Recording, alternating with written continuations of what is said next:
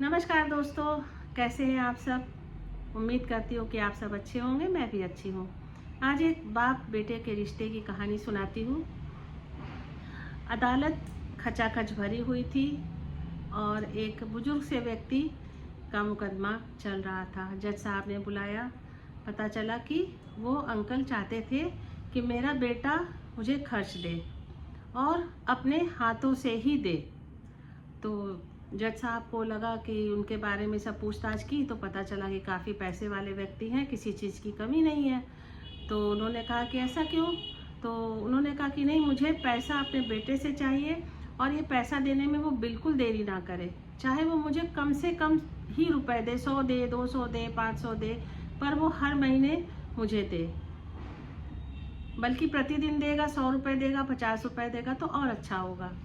तो जज साहब ने कहा कि क्या कारण है। तो बोले नहीं जज साहब, मैं यही मुकदमा किया हूँ और बेटे को बुलाया जाए। बेटे को भी बुलाया गया।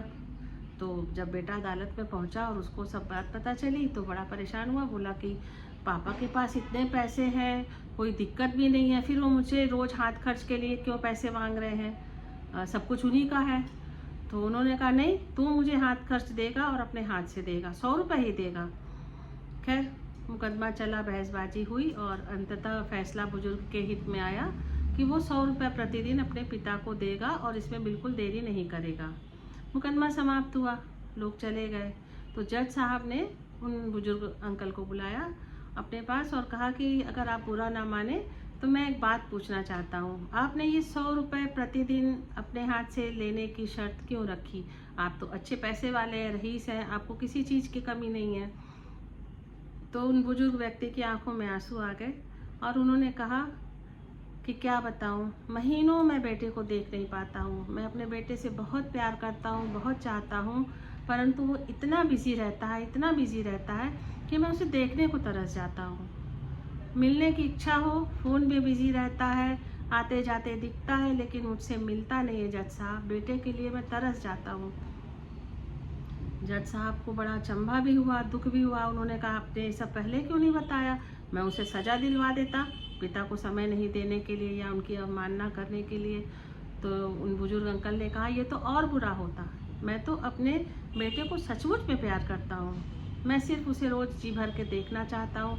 जब वो मुझे 100 रुपये देने आएगा तो मैं उसे गले लगाऊंगा, उससे मिलूंगा, 2 पल बातें करूंगा, देख लूँगा। इतना कहकर वो बुजुर्ग अंकल चुप हो गए।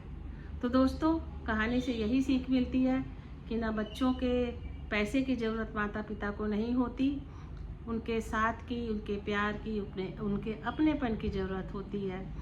कई जगह हो सकता है कि माता पिता के पास ना रहते हो पैसे, तो वहाँ पर बच्चों को पैसों से भी करना चाहिए। लेकिन जहाँ सक्षम है और सब साथ में हैं तो थोड़ा वक्त बच्चों को माता पिता के लिए ज़रूर निकालना चाहिए ताकि उनको कभी भी खालीपन और अकेलापन ना लगे। तो दोस्तों, कैसी लगी ये कहानी ज़रूर बताइएगा। नमस्कार।